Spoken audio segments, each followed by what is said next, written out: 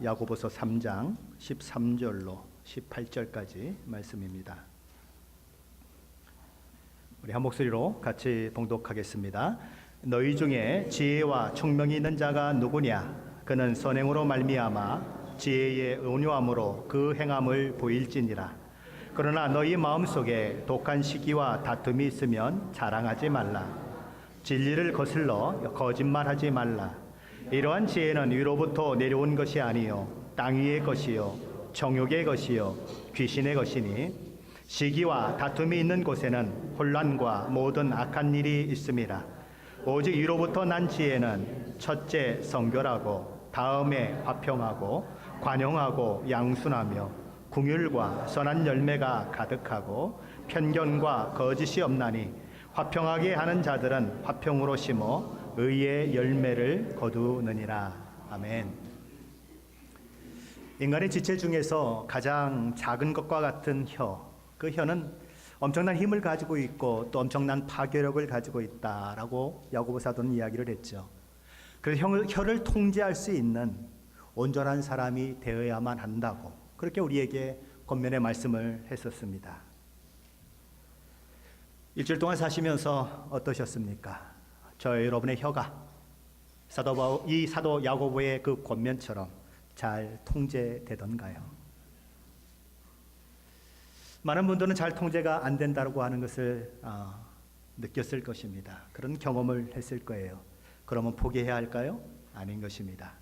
그것이 마땅하지 않다고 하는 우리 야고보 사도의 말씀처럼 우리는 넘어지면 다시 일어나서 우리 혀를 통제할 수 있는 온전한 사람에 이르기까지 그렇게 가야 하는 것입니다. 그렇게 혀에 대해서 이야기했던 야고보 사도는 오늘 다른 주제인 지혜에 대해서 말씀을 하고 있지요. 야고보 사도는 스스로 지혜롭다고 총명하다고 주장하는 사람들에게 여러분이 정말 지혜롭고 총명한 사람이라면 여러분 자신이 정말 지혜롭다고 하는 것, 총명하다고 하는 것을 삶으로 증명해 내라고 말하는 것입니다.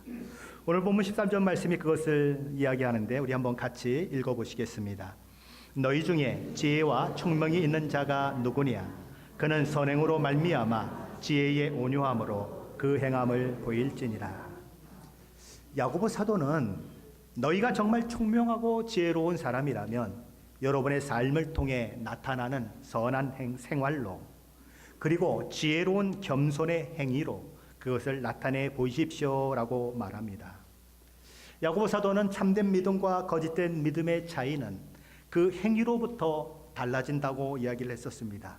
그는 또 얘기하는 것입니다. 참된 총명과 참된 지혜가 있느냐 없느냐는 어디서부터 문제가 달라지느냐. 그 사람이 얼마나 똑똑한가, 그 사람이 얼마나 많이 배웠는가, 그 사람의 그 언변이 얼마나 뛰어난가 하는 것으로 그렇게 구분되어지는 것이 아니고 삶을 통해서 나타나는 그 행위를 통해서 구분된다고 이야기하는 것입니다. 그러기에 야고보 사도는 여러분의 삶을 통해 나타나는 선한 생활로 그리고 지혜로운 겸손의 행위로 그것을 나타내 보이라고 그렇게 이야기를 해주는 거지요. 지혜로운 사람이 누구냐? 지혜의 가장 큰 특징인 온유한 성품을 통해서 선한 행실이 나타나는 사람이 바로 지혜로운 사람이다 라고 야고보 사도는 이야기하는 겁니다. 세상 사람들은 탁월한 사람, 천재성을 가지고 있는 사람을 지혜로운 사람이라고 이야기하지만 성경에서 말씀하고 있는 지혜로운 사람은 다만 머리가 아니고 그의 삶을 통해서 온유함으로 선한 행실을 나타나는 사람이다. 이렇게 야고보 사도는 이야기하는 것입니다. 자, 오늘 이 말씀 속에 우리 성경은 온유라고 번역을 하고 있고 다른 성경들은 겸손이라고 번역하고 있는 이 말이 있습니다. 자, 영어 단어 중에 이 겸손이라고 하는 말은 humble이라고 그렇게 이야기를 하지요. 근데 이 영어의 humble이라고 하는 이 단어는 땅, 흙을 뜻하는 라틴어 humus라고 하는 그 단어로부터 온 것입니다. 그러니까 어원, 뿌리가 휴머스라고 하는 것에서 험블이라고 하는 것이 생겼는데 휴머스라고 하는 그 말의 뜻이 뭐냐면 땅, 흙이라는 것이지요. 자, 우리 한번 땅을 한번 생각해 보십시다. 땅은 어떤 겁니까? 가장 낮은 곳에 있습니다. 저와 여러분이 오늘도 밟고 다니고 있어요. 저와 여러분이 타고 있는 차도 밟고 다니고 있는 것입니다. 동물도 밟고 다녀요. 그리고 땅은 오늘 우리가 예배드리는 이 건물을 지탱하고 있습니다. 식물들도 이 땅에 뿌리를 내리고 자신의 몸을 지탱하게 되는 그것이 가능한 이유는 바로 땅 때문에 그것이 가능한 거지요. 자, 땅이 가지고 있는 다른 특징들은 또 어떤 것이 있을까요? 땅은 온갖 것들을 다 받아들여요. 심지어 오물까지도 받아들입니다. 떨어진 나뭇잎, 썩어가는 나뭇잎도 받아들이고 가축이 싼 똥이나 오줌도 받아들이고 사람의 똥, 오줌까지도 다 받아들입니다. 심지어 인간이나 동물이 죽은 시체까지도 받아들여서 품고 그것을 자신 속에서 썩게 만들어서 그것을 뭘로 만들어내요? 영양분으로 만들어냅니다. 그래서 그 영양분을 채소나 식물에 공급함으로써 그들의 생명이 유지되고 자라게 만들고 열매를 맺는 그 일들을 누가 하느냐 하면 땅이 한다는 것입니다. 땅은 또한 하늘에서 내리는 비와 눈 모든 것들을 수용하는 그런 특성을 가지고 있습니다. 물이 이제 하늘에서 비로 말미암아 떨어지게 되면 그 땅은 그 물들을 머금기도 하고 때로는 자기 속에 고이 간직하기도 하고 그리고 때로는 흙에도 만드는 것이지요. 땅은 또 어떤 역할을 합니까? 오염된 물이 땅을 지나다 보면 깨끗한 물이 되듯이 그렇게 오염된 물을 정화시키는 일도 하는 것입니다. 그리고 자기 속에 오랫동안 머물게 했던 그 물을 내보냄으로써 식물과 동물들에게 물을 공급하는 역할도 하는 것이지요. 땅은 가장 밑바닥에 있으면서 수많은 것들에 의해 짓밟히면서도 그렇게 살아가면서도 가장 낮은 위치에서 모든 생명들을 서 있게 만들 뿐만 아니라 그들을 뿌리 내리게 만들고 자라게 만들고 열매 맺는 그 일들을 하게 된다는 것이죠. 인간이나 동식물들이 만들어낸 온갖 오염물질까지도 오물까지도 다 포용해서 그것을 영양분으로 만들어내고 변화시키고 그것을 통해서 생명이 살아갈 수 있도록 만들어주는 능력을 가진 것이 뭐냐? 그것이 땅인데 그 땅이라고 하는 말로부터 겸손, 헌분이라고 하는 말이 이렇게 왔다는 것이지요.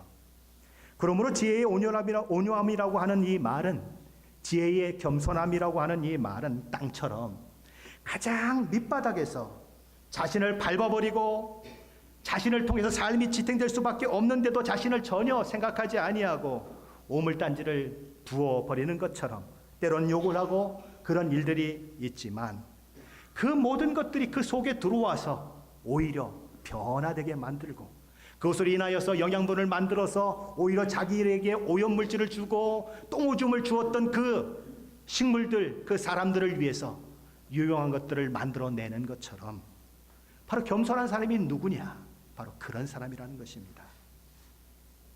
그게 지혜의 온유함, 지혜의 겸손함을 가진 사람의 첫 번째 특징이라는 것이지요. 자, 그렇다면 지혜의 온유함을 가진 사람의 두 번째 특징은 어떤 것들이 있을까요? 우리가 그것을 이해하려면 온유라고 하는 말이 가진 의미를 파악할 필요가 있습니다. 온유 그러면 어떤 생각들이 떠오르십니까? 온유 그러면 가장 먼저 떠오르는 생각은 아마 부드러운 성품이 아닐까 하는 생각을 합니다. 어떤 분들은 매사에 화를 내지 않고 큰 소리 치지 않고 공격적이지 않고 그런 사람을 온유한 사람이라고 얘기합니다. 때로는 이렇게 오해되기도 하죠. 이것도 좋고 저것도 좋고 그냥 이래도 흥 저래도 흥 전혀 화를 내지 않는 사람, 그 사람이 온유한 사람이 아닌가.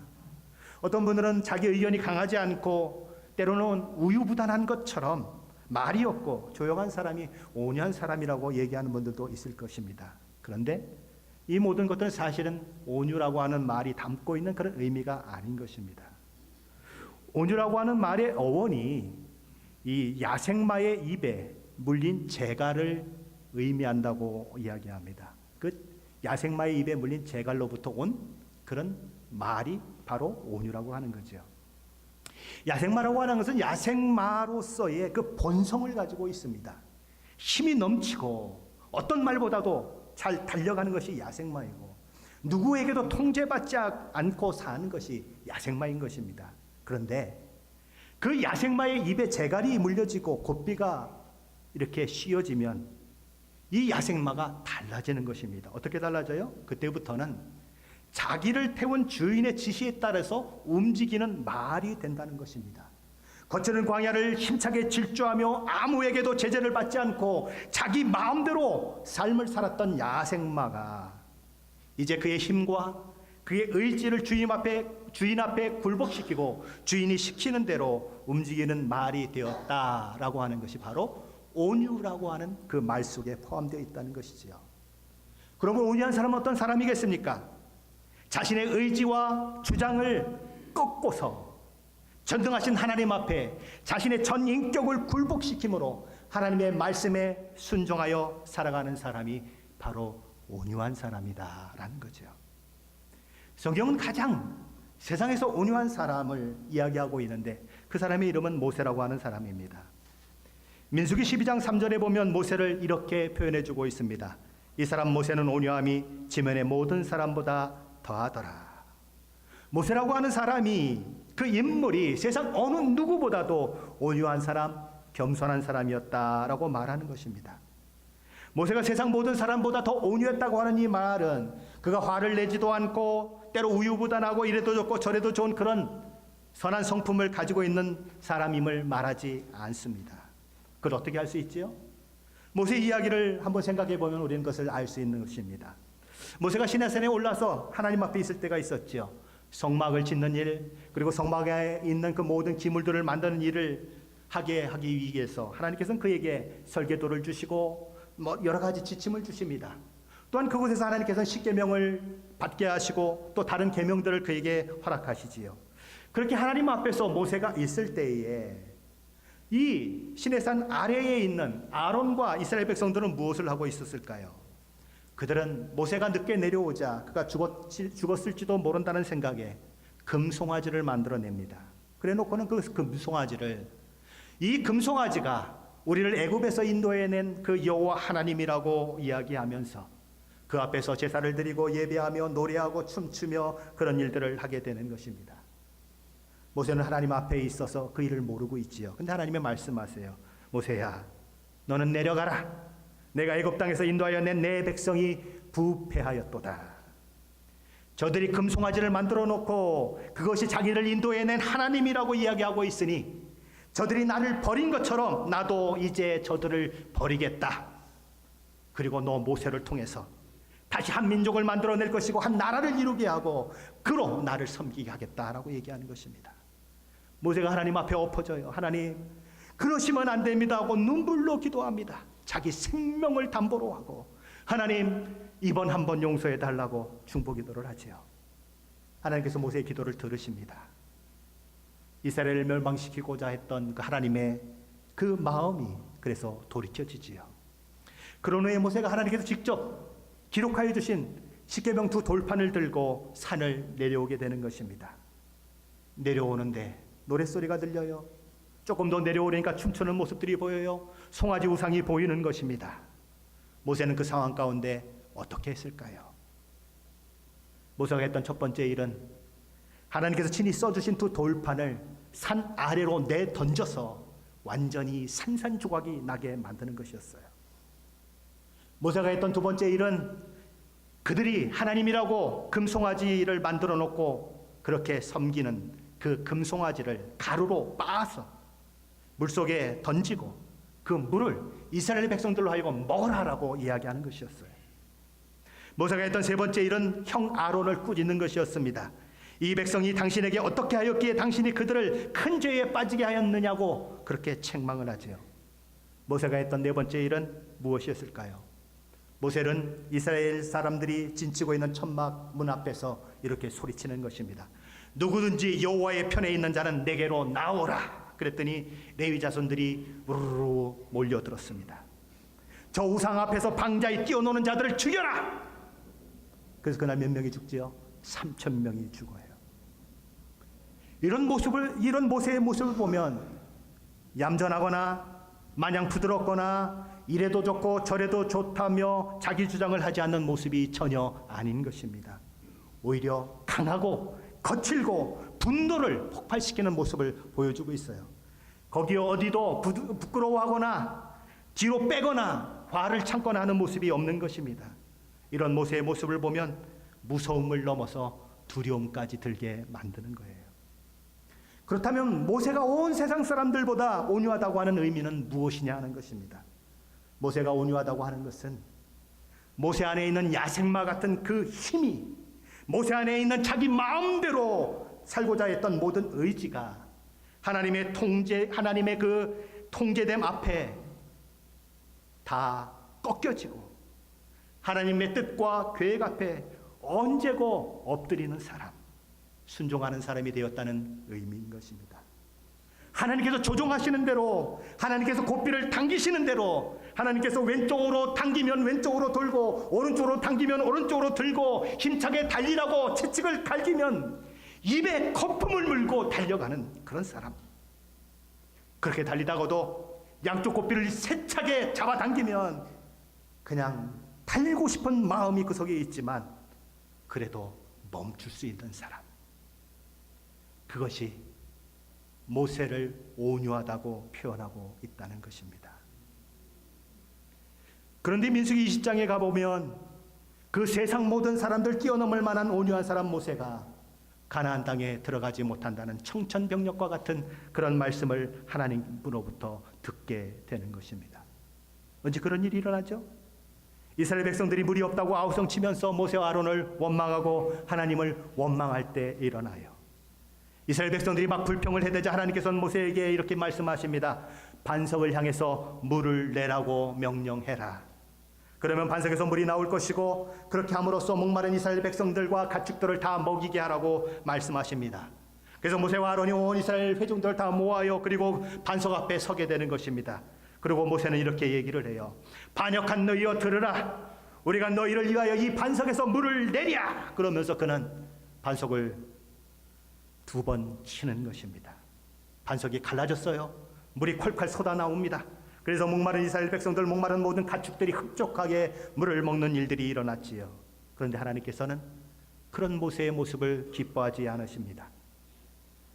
시편 106편 33절에 보면 하나님께서 모세를 왜 기뻐하시지 않았는지를, 왜 그에게 진노하셨는지를 이렇게 표현해주고 있습니다. 모세가 그의 입술로 망령되이 말하였음이로다. 모세가 백성들에게 한 말이 하나님 앞에서 망령되이 말한 것이다. 그 때문에 모세는 하나님의 진노를 받을 수밖에 없었다고 시편 106편 33절은 이야기하는 것입니다. 모세는 마치 자신이 하나님과 동등된 자격을 가진 것처럼, 자기가 백성들에게 물을 줄 수 있는 권한을 가지고 있는 것처럼, 백성들을 심판할 수 있는 능력을 가지고 있는 것처럼 말을 했다는 거예요. 어떻게 말을 했죠? 우리가 너희를 위하여 이 반석에서 물을 내랴. 나와 아론이 너희를 위하여 이 반석에서 물을 내랴. 지구상에 살고 있는 모든 사람들보다 온유하다고 그렇게 불려졌던 모세의 온유함이 무너져 내리는 순간인 것입니다. 모세는 야생마 같은 사람이었어요. 그런데 그 야생마 같은 그 모세의 입에 재갈이 물려지니까 그는 언제나 주인이신 하나님의 뜻을 따라서 달려가는 그런 사람이 되었지요. 그런데 오늘 이 시간에는 어떻습니까? 재갈이 물리지 않는 본래 야생마로 돌아가 버렸습니다. 자기 본성을 따라 자기 힘, 자기 생각, 자기 뜻을 내세우는 사람이 되었어요. 내가 너희를 위하여 이 반석에서 물을 내랴 라고 하는 그 말 속에는, 그 모세의 모습 속에는 하나님의 뜻을 드러내는 모습이 전혀 보이지 않습니다. 하나님께서 명하신 명령을 따라 오직 하나님만 드러내며 사역을 감당하는 모습이 전혀 보이지 않는 거예요. 대신에 이스라엘 백성들을 향해 분을 뿜어내면서 우리가 물을 내랴 고함치는 그 고함 소리만 들릴 뿐입니다.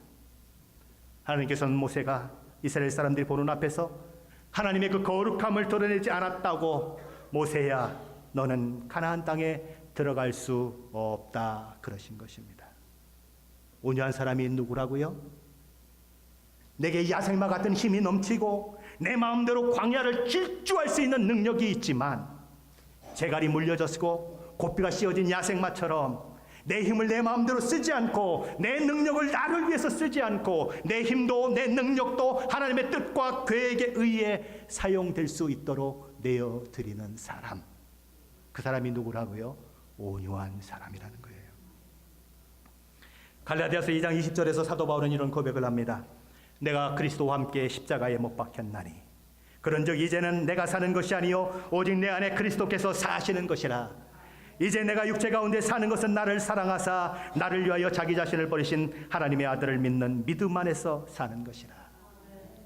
야생마 같은 바울이, 모든 것이 넘쳐났던 바울이 야생마처럼 광야를 질주하며 먼지바람을 일으키고 달려가며 제 마음대로 살면서 제 열심 제 잘난 맛에 살았던 바울이 이제는 재갈 물린 야생마처럼 여전히 격하게 달릴 수 있는 힘이 넘쳐나고 자기 뜻과 자기 모든 것을 추구할 만한 능력과 모든 것이 다 갖춰져 있지만 그 모든 것들을 내려놓고 주인 되신 예수 그리스도께 순종하며 예수께서 가고자 하시는 방향으로 달리는 자가 되었다.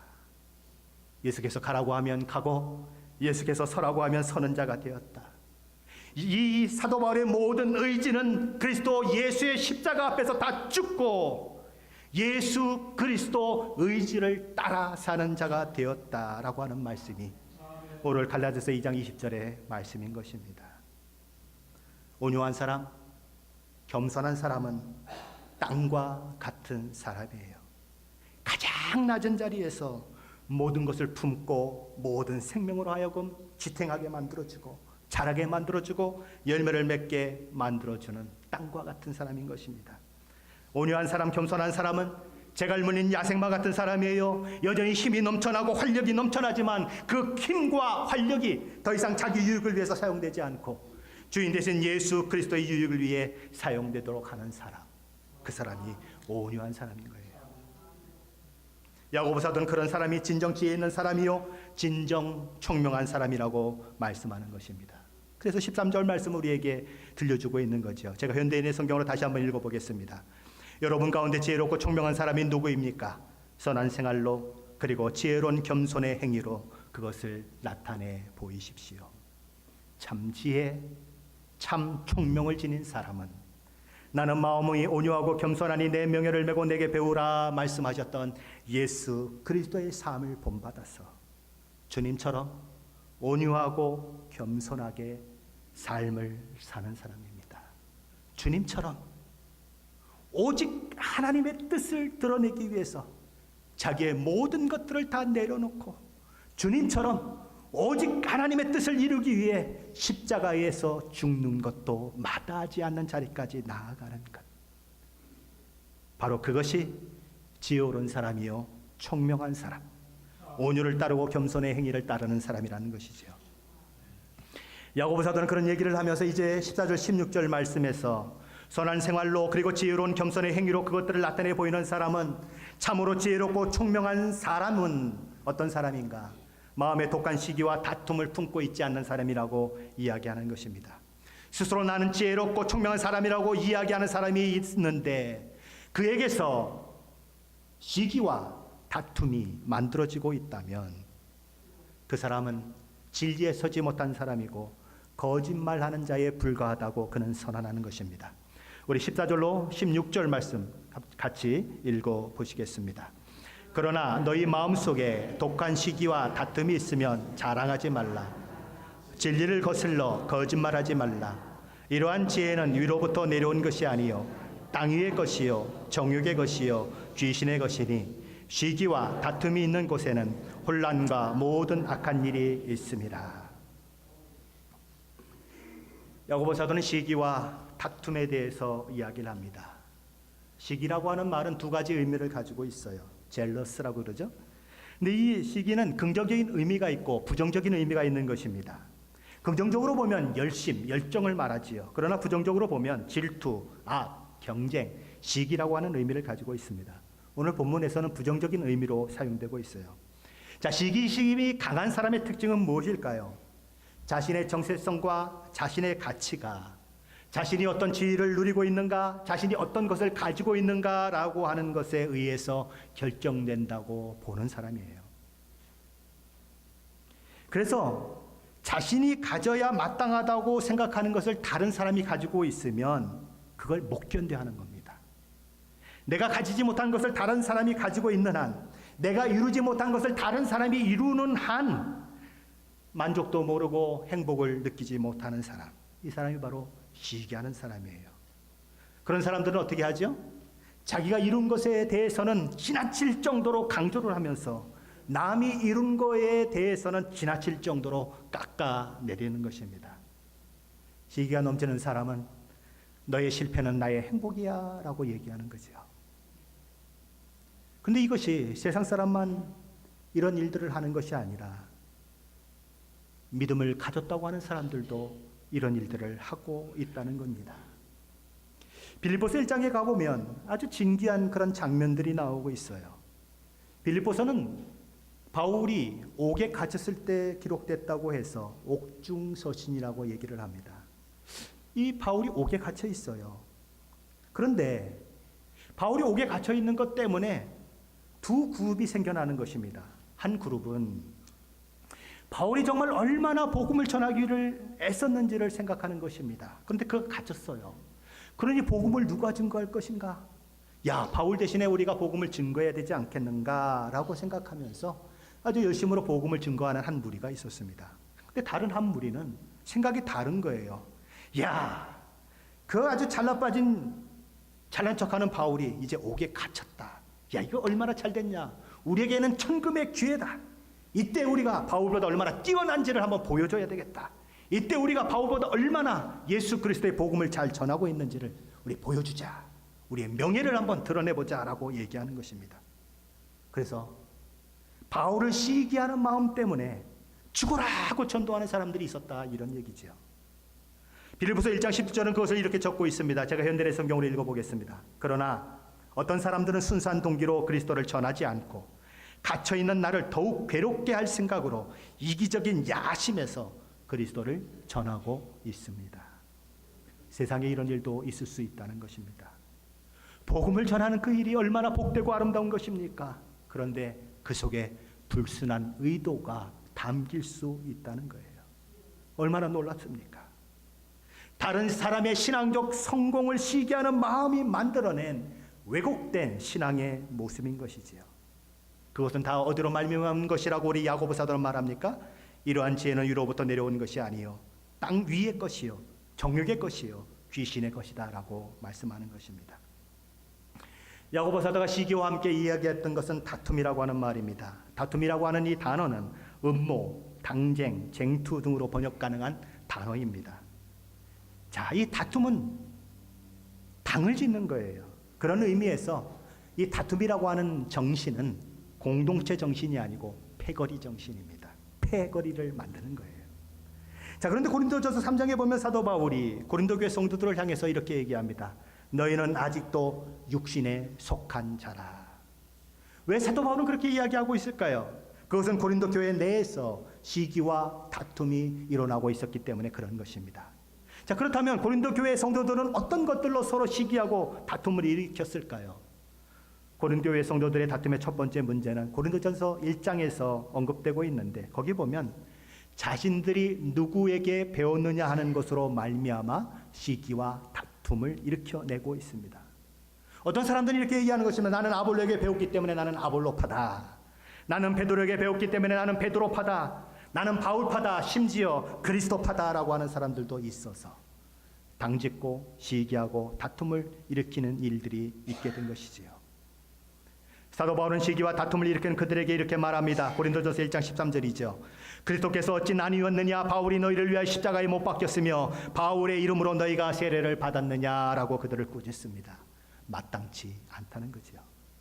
오늘 야고보 사도의 표현대로 한번 무엇이겠습니까? 이러한 지혜는 위로부터 내려온 것이 아니요 땅 위의 것이요 정욕의 것이요 귀신의 것이다 라고 이야기하는 것입니다. 고린도 교회의 시기와 다툼이 있었던 두 번째 문제는 고린도 교회의 풍성했던 은사들로 말미암아 벌어지게 되지요. 고린도 교회는 다른 어떤 교회보다 아주 신령한 은사들이 풍부했던 교회인 것입니다. 그러다 보니 서로의 은사를 비교하는 일들이 일어났어요. 그렇기 때문에 시기와 다툼을 일으키게 되는 것입니다. 방언을 하느냐 예언을 하느냐 어느 것이 신령하고 더 고급한 것이냐 누가 더 큰 믿음 가운데 있는 것이냐 그것 때문에 시기와 다툼을 벌이는 거지요. 고린도 교회는 최고의 선생님들로부터 가르침을 받았어요. 베드로, 바울, 아볼로 이런 사람들을 통해서 가르침을 받았어요. 은사는요, 다른 교회가 따라잡을 수 없을 만큼 수많은 은사들로 넘쳐났던 교회가 바로 고린도 교회였다는 것입니다. 이 모든 것들은 어떻게 그들에게 주어졌을까요? 하나님의 은혜로 주어진 것들이에요. 하늘의 신령한 지혜의 산물인 가르침과 은사들을 통해서 그들은 무엇을 만들어냈는가? 시기와 다툼을 만들어냈습니다. 그러니 결국 그 모든 것들을 하늘의 지혜가 아닌 땅의 지혜로 만들어버리는 그런 어리석음을 범한 사람들이 누군가? 바로 고린도 교회 사람들이라는 거죠. 야고보 사도는 이야기하는 것입니다. 아무리 선해 보이고 아무리 영적으로 보이고 아무리 신앙적으로 보여도 그것이 시기와 다툼의 기초가 된 것이라면 그것은 거짓 지혜요, 다 땅의 것이요, 정욕의 것이요, 귀신의 것일 뿐이라고 말씀하고 있는 것입니다. 은사를 많이 가지고 있는 사람들이 참 교만한 경우가 너무너무 많아요. 은사는 많이 가지고 있는데 하는 짓을 보면 전혀 아닌 경우가 너무 많아요. 왜 그렇죠? 하나님께서 주신 그 귀한 은사를 하늘의 것이 아닌 땅의 것으로 만들어버렸기 때문에 그래요.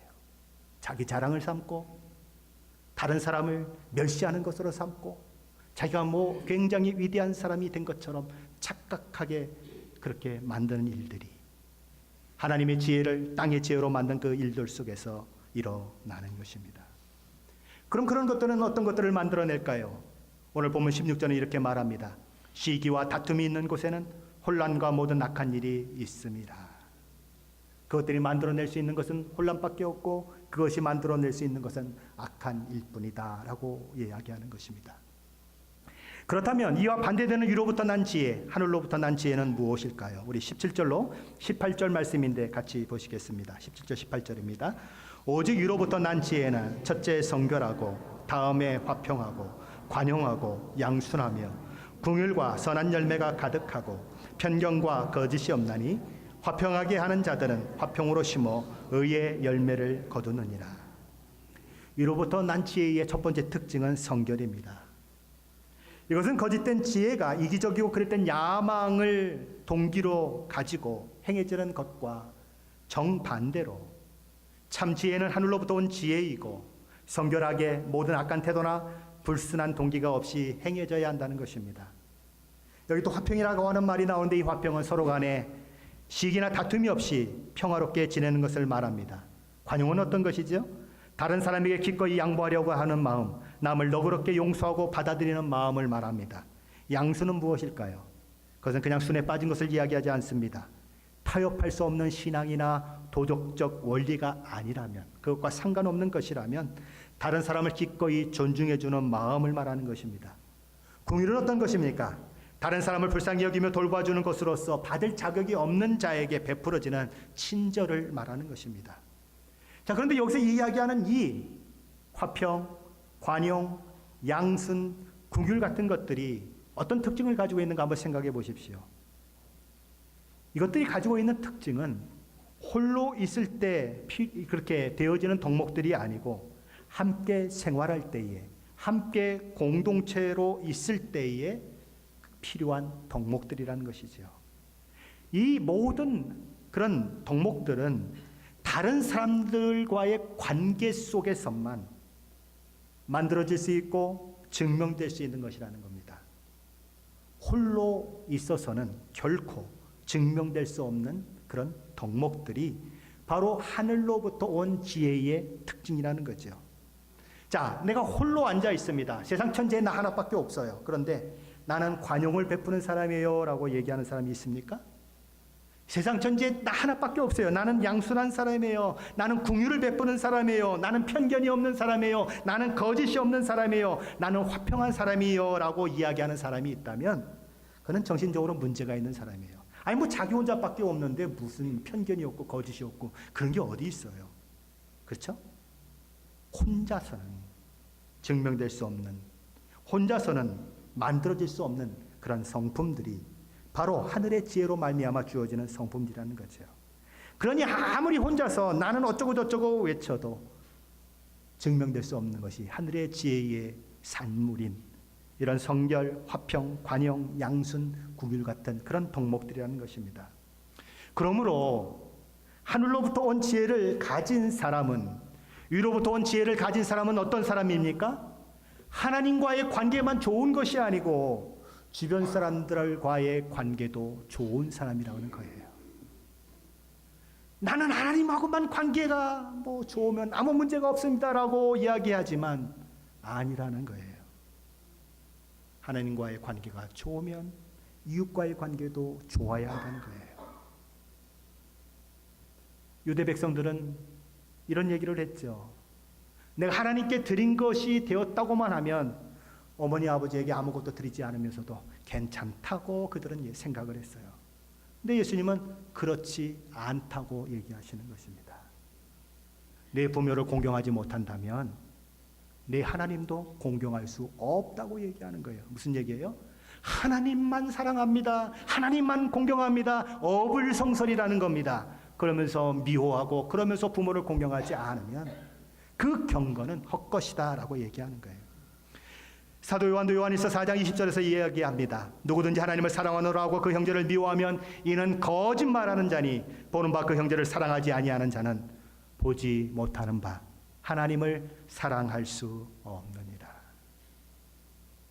야고보 사도는 오늘 우리에게 땅 위의 지혜인 세상으로부터 온 지혜와 하늘로부터 온 지혜에 대해서 말씀해 주고 있습니다. 세상으로부터 온 지혜는 사람들 사이에 시기를 만들어내고 다툼을 만들어냅니다. 그래서 가는 곳마다 혼란을 만들어내고 악한 일을 만들어내요. 그러나 하늘로부터 온 지혜는, 하나님으로부터 온 그 지혜를 가진 사람은 가는 곳마다 화평을 만들어내요. 저와 여러분 땅 위의 지혜를 나타내는 사람들입니까? 아니면 하늘의 지혜를 나타내는 사람들입니까? 이 시간 하나님 앞에서 가슴에 손을 얹고 진지하고 정직하게 답변하셔야 합니다. 저와 여러분이 가는 곳마다 시기를 만들어내고 미움과 질투와 다툼을 만들어내고 있다면 저와 여러분은 여전히 땅의 지혜로 사는 사람들이에요. 그런데 저와 여러분이 가는 곳마다 성결을 만들어내고 관용과 양순과 궁율과 같은 선한 열매들이 나타날 뿐만 아니라 편견이 벗어지고 거짓이 벗어 던져지는 일이 발생하고 있다면 저와 여러분은 하늘로부터 온 지혜를 나타내고 있는 사람들인 것입니다. 땅 위의 지혜를 가지면 시기와 다툼을 가져오지만 하늘로부터 온 지혜는 연합과 화평을 가져오는 것입니다. 저와 여러분이 바로 세워지는 것, 저와 여러분의 가정이 바로 세워지는 것, 그리고 저와 여러분이 몸담고 있는 믿음 공동체인 시애틀 임마누엘 교회가 바로 세워지는 것은 오직 하나님께로부터 오는 지혜를 힘입을 때만 그렇게 되어지는 것입니다. 하늘의 지혜를 사모하십시오. 그 지혜를 구하시고 그 지혜를 삶 속에서 드러내십시오. 하나님에 의해서 제갈무늬 야생마처럼 내 안에 야성이 있고 내 안에 열정이 있지만 하나님이 제갈을 물려주시고 고삐를 채워주셨기 때문에 내 모든 힘이 내 마음대로 사용되는 것이 아니라 하나님의 손에 붙들려서 사용되어서 하나님 왼쪽으로 가라고 하시면 왼쪽으로 가고 오른쪽으로 가라면 오른쪽으로 가고 달려라 그러면 거품을 물고 달리고 서라 그러면 가고 싶어도 서는 그 사람이 온유한 사람이요 하늘의 지혜를 가진 사람이라고 하는 것을 기억하셔서 하늘의 지혜로운 그런 사람으로 저와 여러분이 날마다 세워지시기를 예수 그리스도 이름으로 간절히 축원합니다. 기도하시겠습니다.